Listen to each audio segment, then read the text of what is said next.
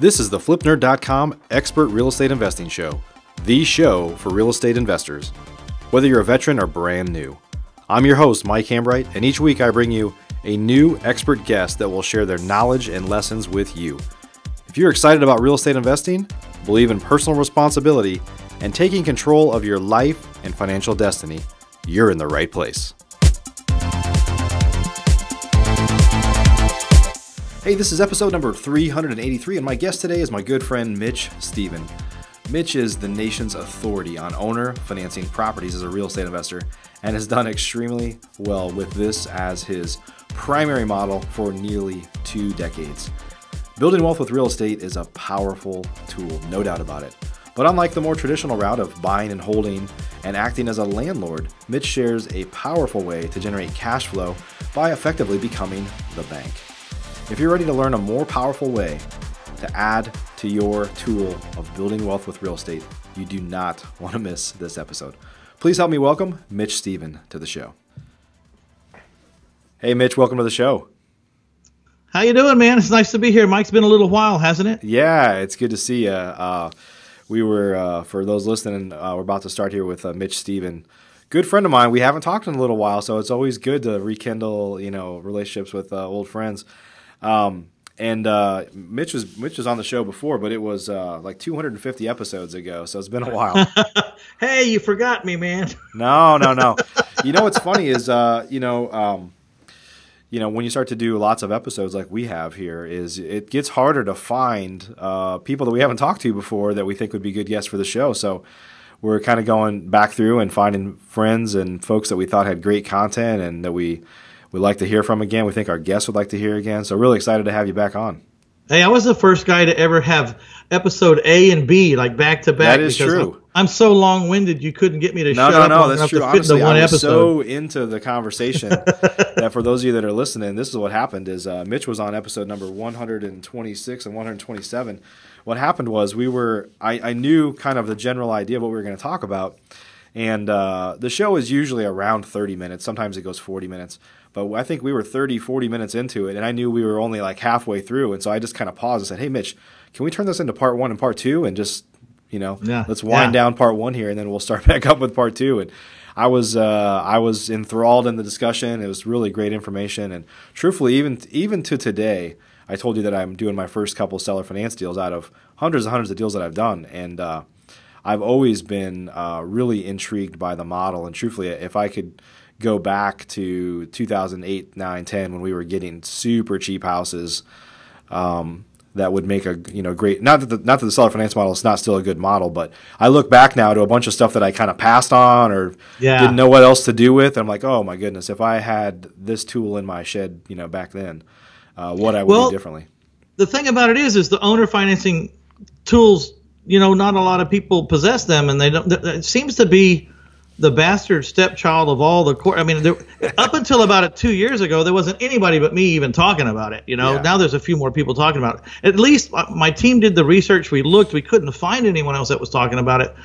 And there certainly wasn't anybody talking about it that was actually doing it. Like I've done over 1,500 houses since 1996, owner financed in my hometown of San Antonio, and I try to hit 100 houses every year. It's kind of my sweet spot. This year I might, because of, the real estate market's so hot. There's a guru on every corner, and everybody who watches HGTV thinks they're a house flipper for at least 8 months till they find out that it's work. So I might only hit 80, this year, because I'm not going to follow that curve up. Like I've been through 2 recessions and I followed the curve up in the first 2. Yeah. I'm sitting back right now. I'm just buying fantastic deals. If they're not fantastic, I'm not chasing the prices up. So anyways, but it's an anomaly of a strategy for a lot of people. A lot of people don't know about it. Yeah, and honestly, truthfully, I think what the real market for your product is, your exit strategy, is those that would otherwise keep, they're looking to keep houses as rentals. And then you start to keep rentals. And I want to take your thunder from your story because I know you're going to. I want you to share that here in a second. Some people, and truthfully, the seller finance deals that I'm doing right now are some of my dog rentals that I wish I didn't have. And here's a way that I can turn those lemons into lemonade, And so I think the real beauty of the model is for those that are interested in building wealth with rental properties, but then get overwhelmed with tenants and toilets and all the crap like that. So yeah. Hey, it's a great thing to do with your dogs. Before I steal your thunder, Mitch, why don't you tell us introduce yourself and kind of tell us your story, because I know that's how you got into the seller finance model. All right. Well, just first, right off the bat, I want to tell you that I'm not lambasting buy and holders, and I'm not. I'm just going to show a different side of the coin. All right. Yep. There's the buy and hold, and then there's the sell with owner financing and just be the bank and lose all the liabilities of a landlord. And there's either way you go. It's like, do I take a corporation or do I make an LLC? It doesn't matter. Learn the rules of either one. Pick the one you want. Learn the rules and win. Right. It doesn't matter which one you pick. You just got to win. Right. But I was a piss poor landlord. Maybe that was it, or maybe I just didn't like landlording, or I don't know, but it didn't work out for me, so I had to find something else to do, and I stumbled into owner financing. So I had these 25 houses that I was a landlord for, and I was supposed to make $300 a house, and that's $7,500 a month between what I owed and what I was collecting, potentially on paper. But that's where the myth goes, because you always walk into the buy and hold seminars like, all right, well, you're collecting $1,000 and you're paying out $500, so you got $500 a month positive cash flow. Yeah, bullshit. You just skipped over every air conditioner, the roof, the hot water heater. You just acted like I didn't own all those things, and I'm not responsible for all of them. Right. And you're no way in hell are you going to collect $500 a month for 12 months in a row. There's just no way in hell, because something's going to break or someone's going to break it. Right. So I went that year trying to make $7,500 a month, and I wasn't so naive that I thought I was going to clear it all. I really only needed $3,500 a month to be my freedom number, but I knew that it wasn't going to go perfect, so I made sure before I quit my job that I had $7,500 a month coming in. So I'm just like trying to collect a little over 50%, because I know there's going to be some things go wrong, or expenses or vacancies or whatever. Well, at the end of the year, I don't make anything. Because it takes one air conditioner to wipe out $300 a month positive income for the whole year. Yeah. In my plan. Right. That was, remember, this was 20 years ago. Okay, so I'm trying to rent for $800 and pay out $500 and collect $300 in the middle, and it's killing me, man. And so I want to get out of the game. And the people in the houses, in the neighborhoods that I had houses, they weren't qualifying for loans. Right, so I got to get really scared. It's like, man, I'm stuck with these 25 jerks, needy. I can't say it on air, but anyways, I'm stuck with these people. Let's just say high maintenance tenants. Yeah, there you go. Yeah. So I'm stuck with these high maintenance tenants, and I think, man, I become a real don't wanter. Do you remember that word, a don't wanter? I was a real don't wanter, and so I hired this guy for $10,000, my last $10,000, to tell me how to get out of it, and he really set my expectations. Says it's only going to take me like 24 hours of talking to you. You're going to get it, and then you're going to do it. And so don't think that just because it's only going to take 24 hours for you to latch onto your problem that you're ripped off, because you're going to start making money. Right. I said, well, how much money will I make? He says, well, the $7,500 you thought you were supposed to make every month? I said, yeah. He says, you're going to start making that. I said, well, who the hell wouldn't pay $10,000 for a 24-hour session that would make you $7,500 a month, right? Right. So I write the check, and he introduces me to owner financing. I don't even believe in it, really. I'm not sold on it. But in less than like 90 days or 120 days, or it was a very short period of time, it was under half a year, I know, I get all these people to give me $3,000 down, and they become the owner at just about what the rent was. And all of a sudden, I'm collecting the $7,500 a month. And it's not going out to the air conditioner man, because I don't own the house anymore. Right. There's not vacancies. Did you just seller finance them mostly to your existing tenants? Well, I went through, and first thing I did was I owner financed my problem houses, the ones that were vacant, that were destroyed. Right. I was buying all these houses from the VA. Remember, you could get like one loan for the VA. I got like 28 of them. I probably just committed like a federal crime or something back then. I don't know. I'm not an expert, but I think even today, I think VA loans are still assumable, but. Anyway, I'm not VA. It was FHA loans. Oh, FHA loans. Yeah. But anyways, I had more than I was supposed to have once upon a time. I hope the right of rescission is passed on that or something. But anyways, all those houses were fixed up to the nines when I bought them. I mean, they had new appliances, new paint, new carpet, everything. And then I'd get them back after like a year, and they were completely a wreck. And of course, the first thing to go was the carpet, right? But anyways, so I didn't even really wholeheartedly believe in everything, and I was collected average of $3,000 down from 25 houses. So all of a sudden, there was something that had never happened in my life. I had $75,000 in one place in my bank account. Right. 25 houses times 3,000. Today, my average down payment is like $8,000. I'm a lot better because I'm a believer. I mean, and I got a $30,000 down payment last month and a $15,000 payment. Every now and then, someone shows up and says, "I want a low payment," or "I sold my house and I want to roll it into another house and I'm going to roll it into this one." Yep. I never had anyone give me a $30,000 rent deposit, non-refundable. Right. So then that's how it happened, and so I went from wanting to get out of the business and going to fail at another business. I failed at a lot of businesses. I always kept my good name. I always kept my credit, but I have to fold the business up in a box and go home.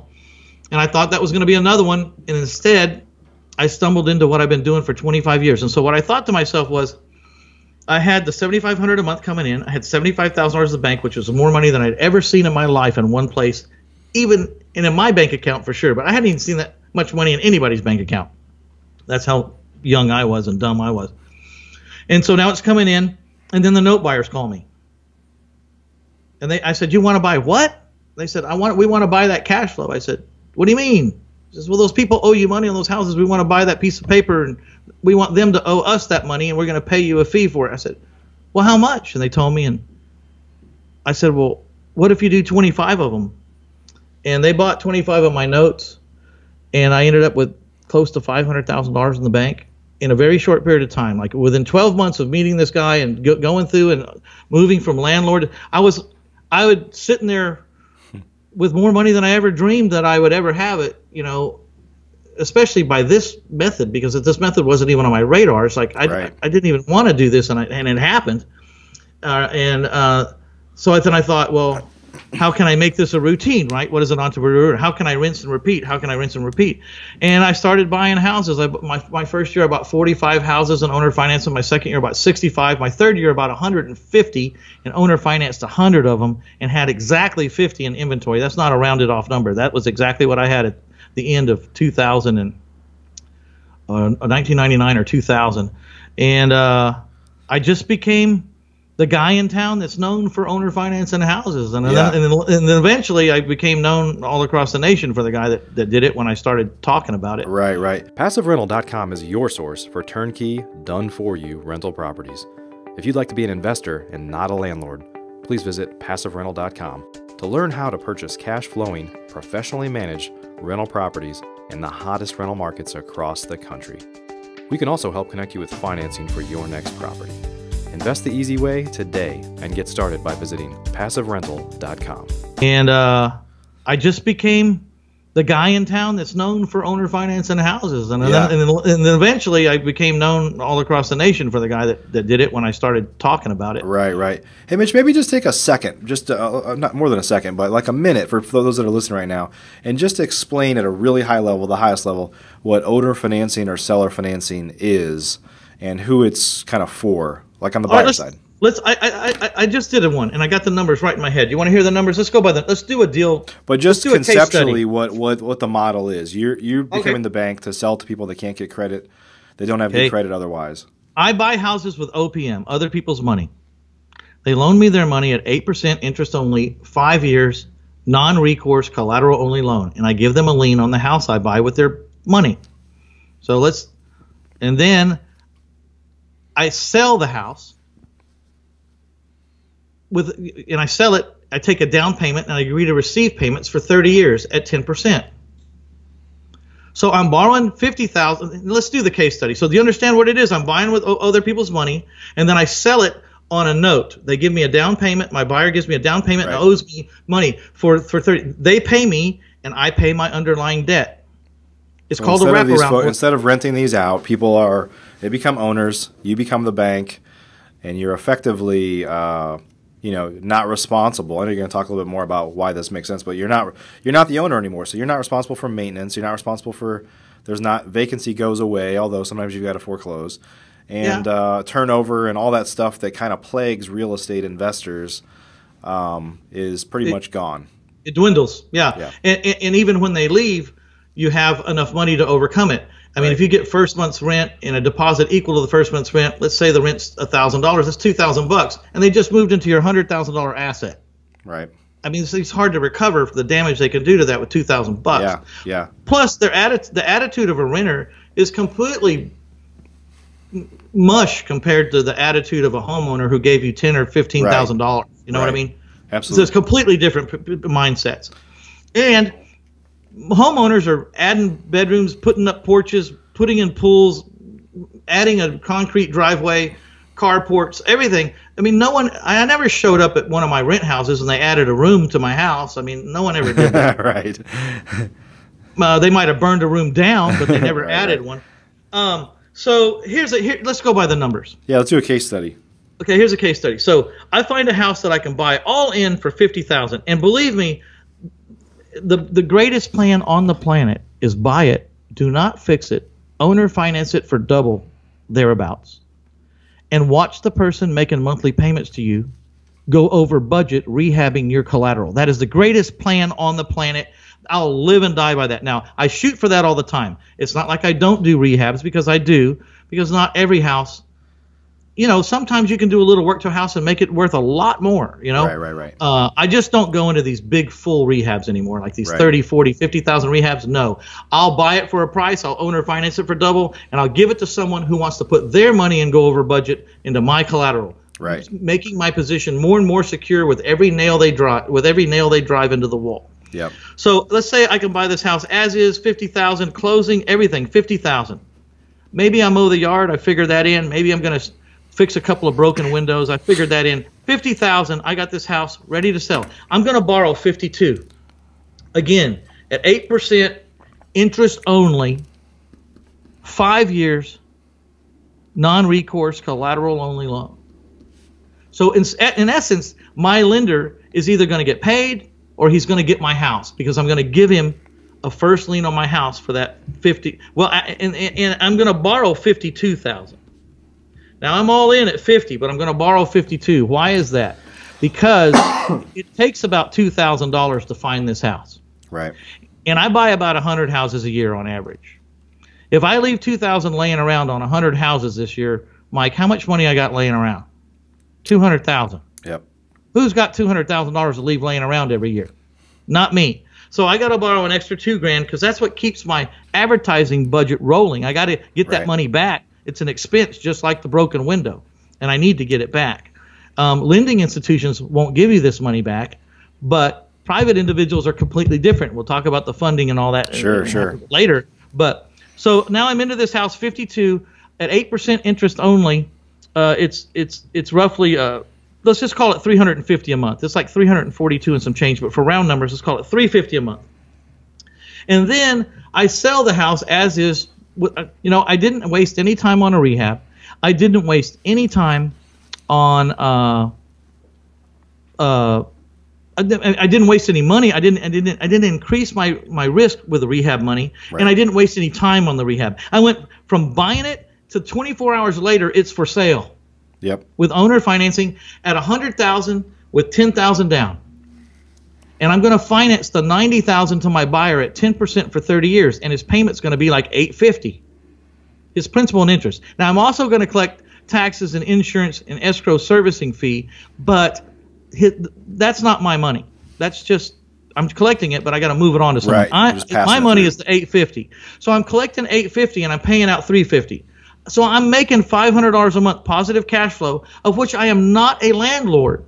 This is called a wraparound mortgage. It's a legal mortgage as long as the lender agrees to, in advance, to let you, well, I say in advance. They could agree after the fact, but it's a lot better to do it in advance. If you're going to go out and find this money and get these people, part of the plan is I'm going to owner finance it. I'm going to wrap the mortgage. Wrap meaning my buyer's note to me is going to wrap around my note to my lender. Right. They're going to pay me, and I'm going to pay the lender. They're not going to pay me. I'm still going to pay my lender. Right. Right. You know, house burns down. I'm still paying my lender. Right. Okay? But the plan is to create a spread in the middle. So when you're collecting $500 a month with no liabilities, I mean, if that check clears, that's my money. See, when I was a landlord, I could collect the $850 a month rent, but I never knew if it was my money or it wasn't my money. Right. Because if the air conditioner broke even in 4 days from now or 5 days from now or 30 days from now, I had to give that money to the air conditioner man. Right. And I got very frustrated of doing a hell of a job, and I mean a hell of a job, collecting the money for the air conditioner man and the roof repair man and the hot water heater guy and the plumber and the electrician and the broken glass guy. I was collecting the crap out of this money for these guys, and I wasn't getting to keep any money. And I was doing all the work, and I had all the risk, right. all of it, 100% of the risk. And so when I switched to this owner finance model, I started collecting everything, and they didn't move out. They didn't tear up my house and leave. They fixed up my house. They stayed in my house, and they fixed it up and improved it. And with every improvement they made, my note became more solid. With every payment they made, my position became more solid. Now, here's the argument. Well, you're not getting appreciation and depreciation because it's not your property anymore. That's the argument of the landlords, right? Right. Right. So let's talk about that. What did I buy the house for, Mike? 50. What did I sell it for? 100. How long did it take? Couple days. 30, 60 days. Yeah. Yeah. How much appreciation you friggin' landlords want? You want to annualize this? Come on, man. I mean, I doubled my money in 30 days, maybe 10 days, who knows, maybe 90 days. But anyways, if you want to annualize it, it's incredible. I doubled. My appreciation was 100% in say 30 days. Well, if you annualize that, what is that? 1,200% in a year? Is that what? Am I right? Something like that? Yeah. I'm not going to vouch for your math right now, Mitch. Okay, that's cool. That's cool. But no, anyway, it's high. It's high for sure. If it's 100% in 30 days, then you got, everyone else's appreciation is based on a year, right? Per year. Right. Yep. And if you do 100% in 30 days, you got to extrapolate that out. So, that solves the appreciation thing for me. And all I did was I took all that time that I was being a landlord or managing the property, or the cut and pay that you would get if you hired a management company, and I just put it into finding another house. I just took that same amount of time or effort or money, and I put it into finding another house to compensate. And so I had someone recently really kind of chew my ass on Facebook saying, I tried that plan, and I had these notes, and then they all dwindled away, and then I went broke doing it, and it's a horrible plan because notes are temporary and they're going to expire, and Mitch, you're teaching a bunch of bull crap. I said, will you stop too early? I mean, there's one-time cash, and there's temporary cash, and then there's forever cash to rip off Jack Bosch. I got to give him credit for that. I read that book and I thought it's a great thought process going on there. Jack Bosch says one-time cash is like flipping houses, right? You buy it, you sell it. You buy it, you fix it up, you sell it, or you buy it, you don't fix it up, you sell it, but you get one check. It's one time, in and out, you're done. One-time cash. Temporary cash is like what I do. I buy it, I create a cash flow for years, maybe 10, 15, 20 years, but it's going to expire. It's temporary because notes have an end, And so I took the wealth that I made from one-time cash transactions and temporary cash transactions, and I bought storages. So my reply to the guy it's not a bad plan. You just stopped at the 10-yard line. You didn't cross the goal line. Right. You have to take the wealth that you make from these two processes, and you have to buy something forever. Now, I don't like dealing with people as tenants where they're living in the property. I don't like to deal with apartments. I don't like to deal in houses because the resistance is too much, because there's a lot going on there. There's kids in school districts. There's old people that I've had to make that decision before. People are old and 93 years old and they're not making their payments. Do I kick this 93-year-old out on the street? I don't want that to be my life forever. So when I picked the forever cash model, I picked storages. Their stuff is in the unit. If I put their stuff on the street, nobody really gets hurt. No one's going to die. No one's going to freeze to death. No one's going to starve to death. I mean, it was stuff. And I chose that as my forever cash model because it's still rent. But the laws are in my favor, and the resistance is a lot less when you foreclose on someone's storage. One, if you're Johnny on the spot, you can get someone out of a storage unit in 31 days to the T. You can auction their stuff in 31 days. Yep. From beginning to end. Second of all, no one dies if you move their stuff out into the street. You know, it's not even worth anything anyways. By the time they calculate what they pay me for rent for a year, they could have bought all that crap new and whenever they wanted it. So, but it's rent, and the rent still go up every year, and the debt still goes down every year if I have any debt. I'm paying it down. And it's also a great way of holding very valuable property that one day they're just going to tear all the storages down on that corner, and they're going to build a high-rise, you know. I'm waiting for the city or the growth to come to me. Meanwhile, I'm making a great living. I have 1,400 doors. I average $92 a month per door. Not bad. That's a lot. That goes to my mailbox, guys. I mean, yeah. Well, Mitch, let's talk about the seller financing stuff. Let's get into a little bit about. We just went through a case study there, so I want to continue to use this case study when we talk about selling the deals ultimately, because I know that there's some clarification about what you're able to sell houses for when you seller finance them versus if you sell them the traditional route with FHA or other financing, because it's comparing apples and oranges. So I want to come back to that, but let's talk about finding deals, funding your deals, because I know you borrow private money, and then selling the deals. So let's kind of dive into finding deals. Maybe and truthfully, I don't think what you do is all that different from what a lot of other real estate investors do to find deals. But do you want to kind of share at a high level like what you do to find your deals without giving away your... I'll tell you everything I know. I mean, I think people that want coaching or need help realize that no matter how much I tell you, I can still shortcut you in life. You know what I mean? If we get together, I can shortcut this because it's a lot of information, and I instinctively know what to do when a new person can't even remember all the things that are on their plate. Right. So let's talk about finding deals. Okay, so finding deals. One of the things I do, I buy about 100 houses a year most of the time. So the reason I can do that is I have 4 acquisition managers. That's all they do. They work for me only. I give them very good commission splits. But I got them in their own lanes. Like if one of them's working the tax delinquents, the other 3 aren't. I don't need to be competing with myself on talking to someone who's behind in taxes. Right. I don't need to be competing with myself. If someone's working the online auction sites, then no one else is. Again, don't need to be competing with myself. But I've got each person has a defined set of ways to find houses in their lane, and no one else in my organization is using that strategy. Right. And so there's 4 people with a lot of different strategies, and then I took the realtor database, which is about 11,000 people in Bexar County, and I divided up. I gave them all like 3,000 some odd realtors. We divided the list in 4s, and they call on those realtors, 30, 40, 50 a day to introduce themselves, and then to make a spreadsheet out of 11,000 realtors. I need 300 realtors that I can communicate with on a monthly basis and say, this is what happened this month, this is what I'm doing, this is what I bought, this is where I got the money, and not ask them for deals, show them that I'm doing deals, because they'll figure out that they need to do deals with me after that. So I don't ask anyone for deals. I show them the deals that I made this month. I made 18 deals this month. Look, they got to, sooner or later they got to wake up and go, hey, shit, I need to get this guy on my list. Right, right. So how many? I'm curious. How many of your deals, or kind of what percentage do you get through realtors? Because that's I like your approach there. That's an innovative approach.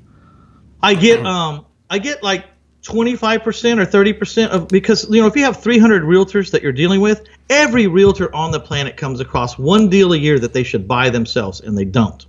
And I don't know why they don't, but they don't. And they always come. So if I can just get that one from 300, and I'm just trying to get one from 100 out of the 300, right? And I would never have to look again. Right now, they've been enjoying a heyday. Everything they put their name on sells. You know what I mean? Yeah. They're passing up on listings that aren't pretty because but as it slows down, that 25% will move up to 35 or 40%. But my most profitable deals are from probate and attorneys in probate, because the attorney's actually working for you because he doesn't get paid till they settle the estate. Yeah. And so whether he knows, whether you don't have to explain it to him or anything, he's on your side because he wants to get paid. He needs to hurry up and settle the estate. He doesn't give a damn what the house sells for. He just needs that last piece of crap house that's holding up the whole estate to get liquidated. And that's where I come in. And you're going straight to the attorneys for that typically, or? Yeah. Yeah, and they can't. And the magical part about that is they can't.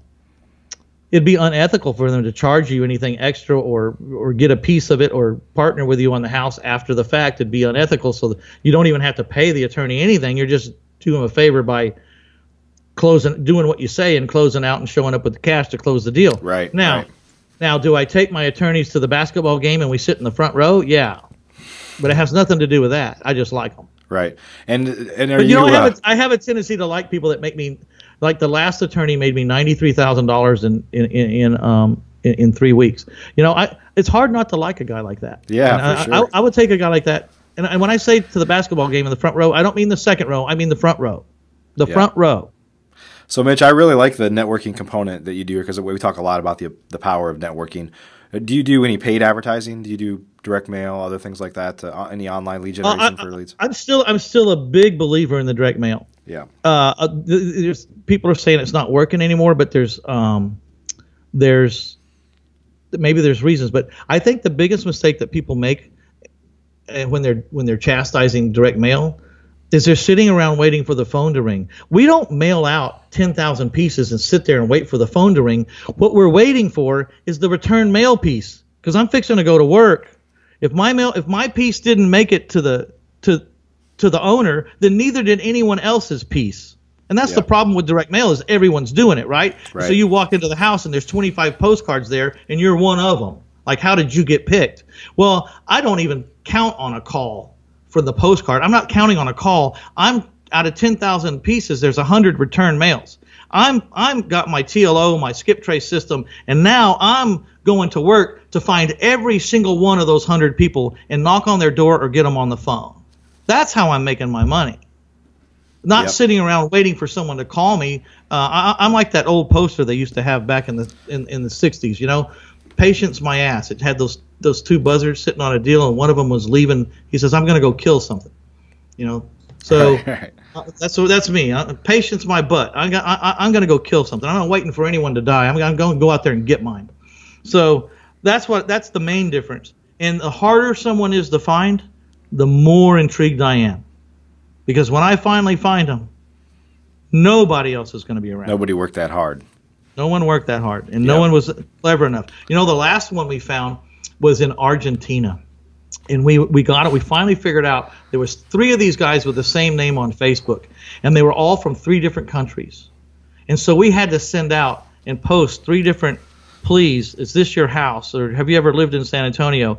To 3 of them in 3 different languages. And the guy from Argentina replied back, and we bought the house from him. He didn't even know he owned a house in San Antonio. Oh, that's awesome. That's awesome.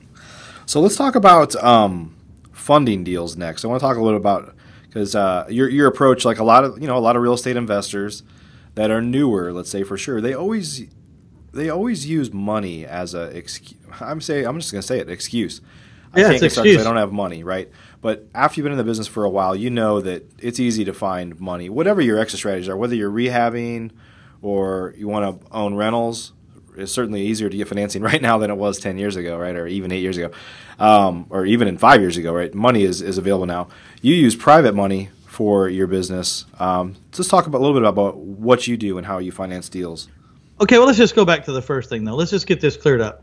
Do you know anyone who started out that's successful in the creative real estate investment arena that started out rich? Do you know anyone who started out rich? No, nobody. I don't know anyone. I know people that started out rich and went broke. Right. because they were too loose with their money because it was too easy, right? Right. They buying deals that aren't deals because they can write a check. Those people all lost their money. Every single person I ever knew in this business started out broke, including me. Dead broke. Couldn't hardly rub 2 pennies together. I was so broke that I would collect the political 4x8 signs and cut them up and turn them over and write my signs on the back because I didn't have money for plastic. I would collect everybody's used plastic sign. Garage sales, whatever, I would wipe them down. I figured out how to make them clean with a solvent because I didn't have any money for plastic. Okay, so you start off broke, and here's the thing. If you have money and you want to go in this business, here's a good plan. Put it in a CD for 2 years. Go hire Mike Hambright to teach you how to do it with no money. And if you can figure out how to do it with no money, now we'll allow you to go put your money in because you'll be able to keep it. You know, that's exactly what I tell people. Mitch, I got $500,000. Can you keep it? Good. Put the $500,000 away. Let's learn to do it with no money. Yeah, absolutely.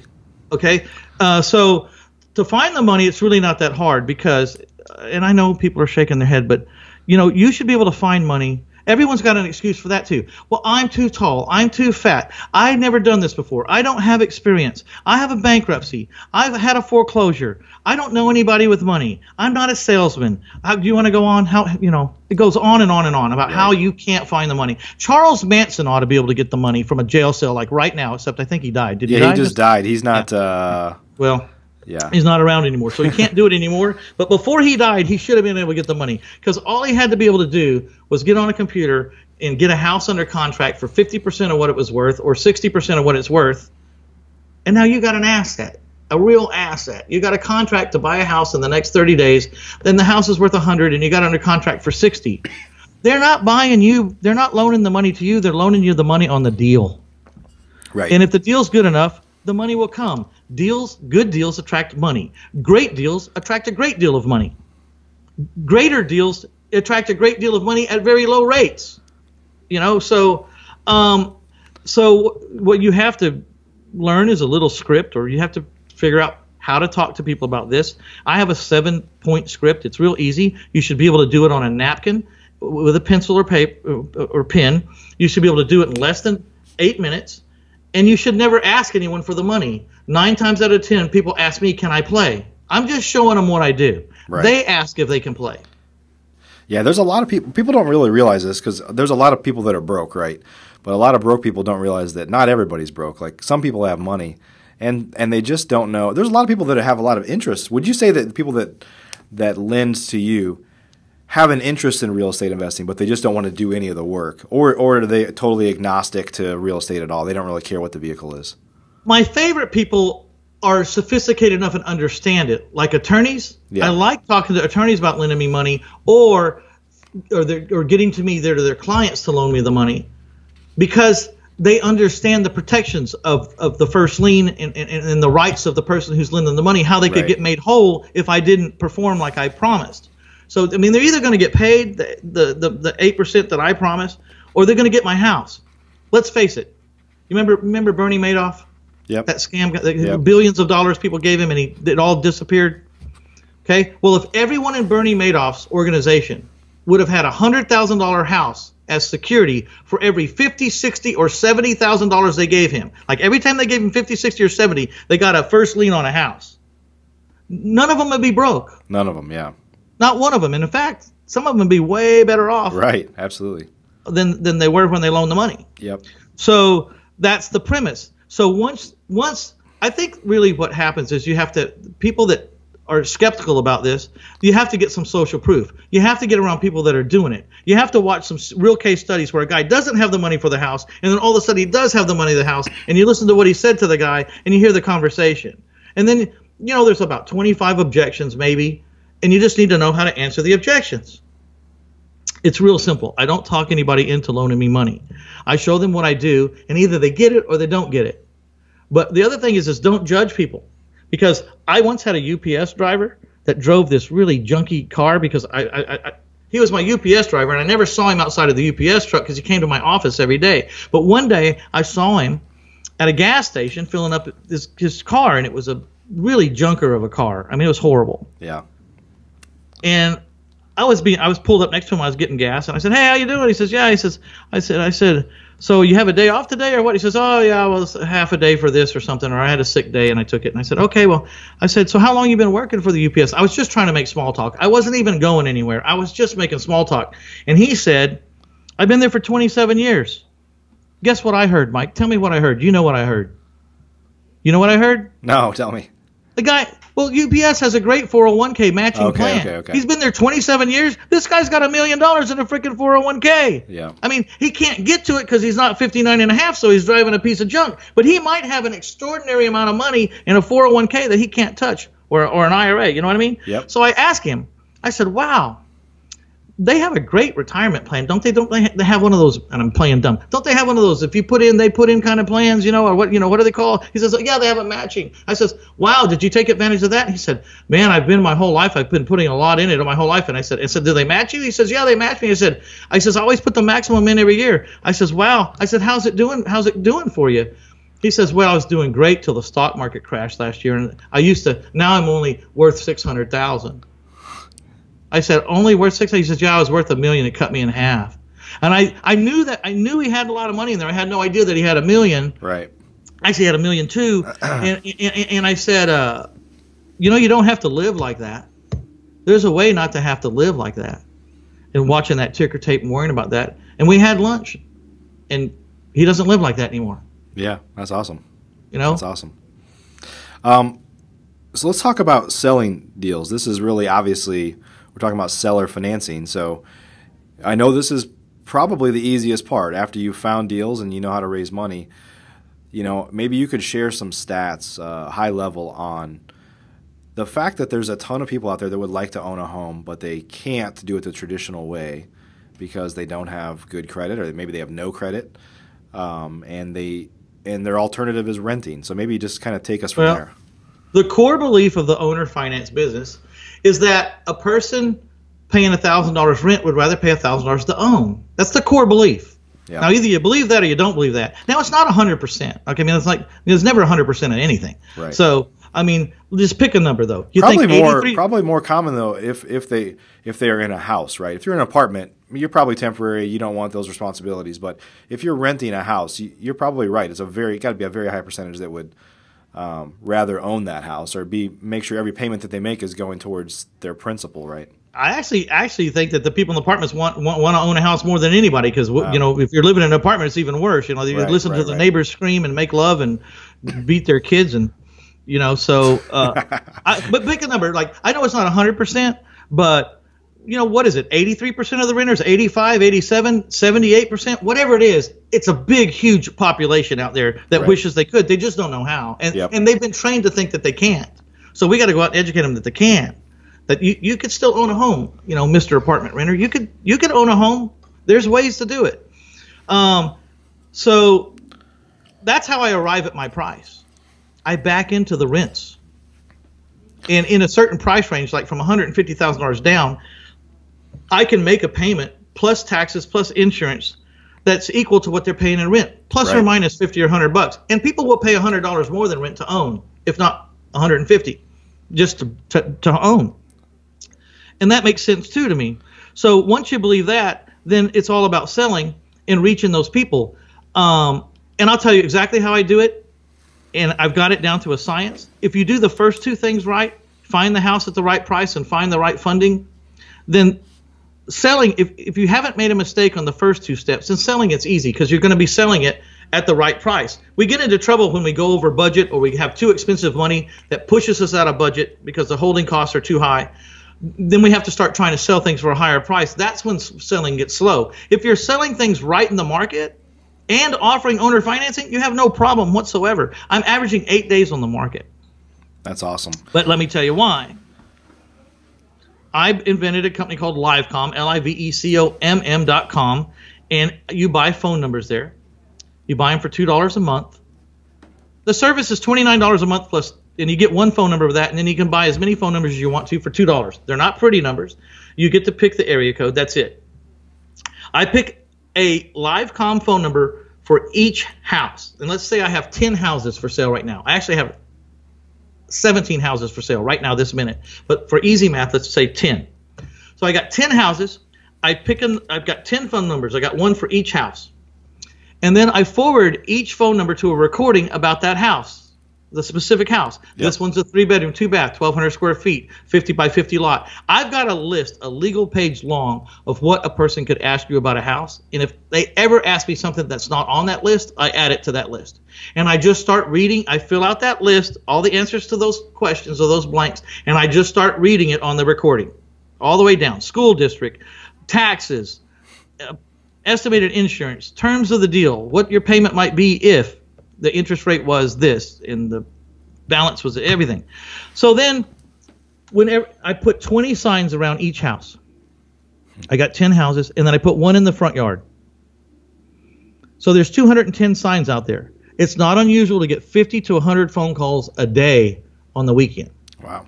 and it was ruining my salespeople, which is why I had to invent LiveCom, because not only is it ruining my salespeople, by noon they weren't even answering the phone, but they were giving out wrong information, because who can remember all that information about every house? And of course they never had the file with them. Of course they didn't. And so the message was being delivered. It was being delivered right every time, and it was being delivered without burning my salespeople's energy. At the end of the recording, it doesn't even tell them my phone number then. It says, and there's an 11th phone number in this scenario, there's the salesperson's phone number. It's in red, and it's glued in the back window. It's taped in the back window. So the people driving by can't call the salesperson. They can only call the recording and get the recording.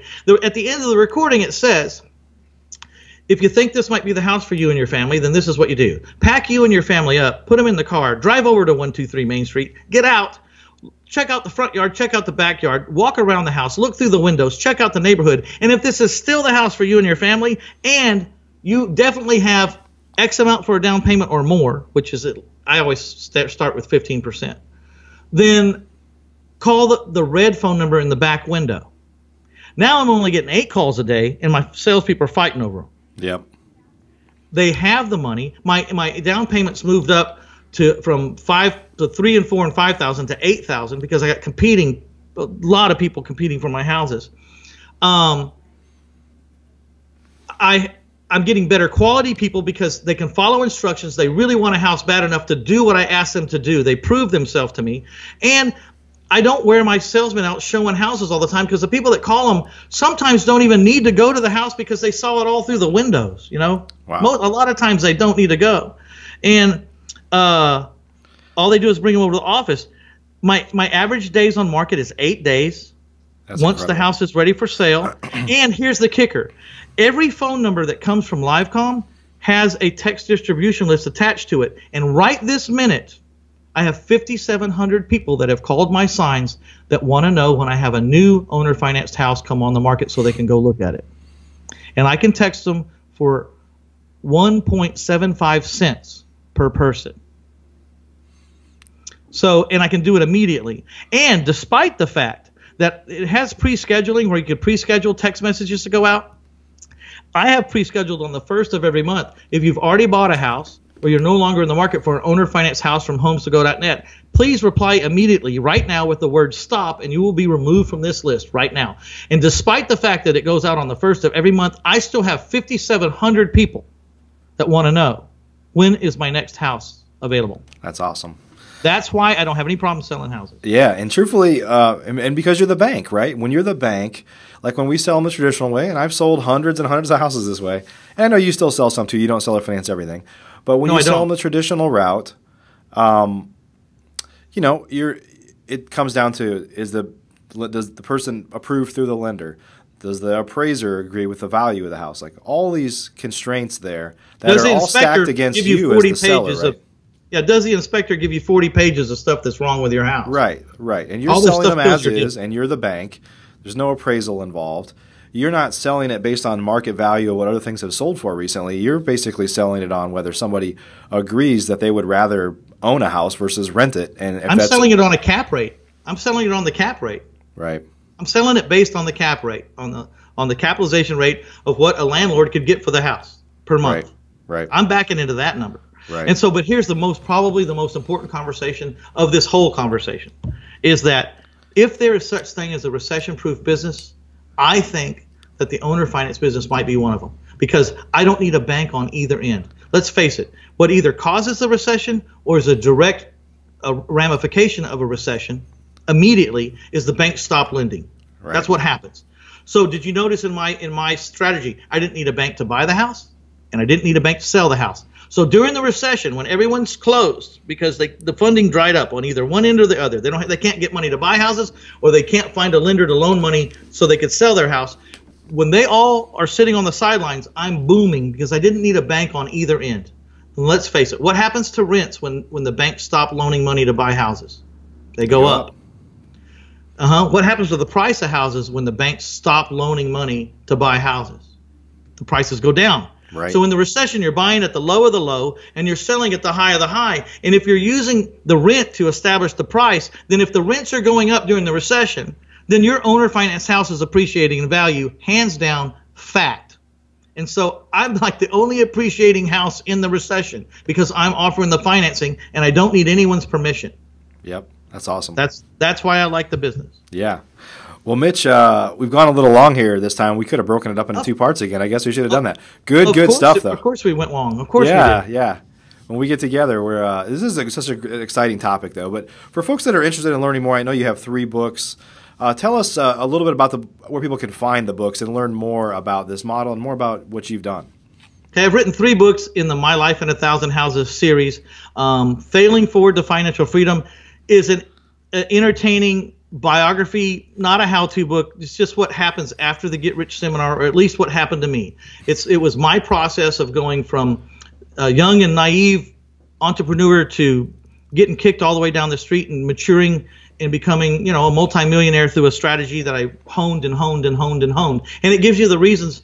I fall down so much in this book that my nose should be flat. It's Failing Forward to Financial Freedom. I talk a whole bunch about the failures, which is quite different. A lot of people telling you all the great stuff about this business. I'm telling you like all the stuff that really sucked for me.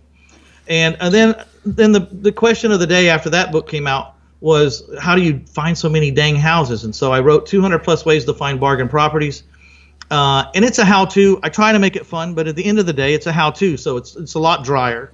And then I wanted to write the book that's really the passion of my life is My Life in 1,000 Houses, The Art of Owner Financing, which was about this little known strategy of how to owner finance houses and be successful, navigate Dodd-Frank and all the issues that that everyone thinks are so complicated. And it's a bit sophisticated, I suppose, but I don't think there's any way to make a huge living and not have some kind of sophisticated part to it. So, But I break it down to its simplest forms and show you how to solve the issues on that. And you can get it all at 1000houses.com. That's 1000houses.com. Of course, you can read all the reviews and everything if you want to on Amazon. I got over 200 5-star reviews, but it's a little cheaper if you buy it through me. And all the books that come from my home office direct are autographed, if that means anything to you. Yeah, awesome.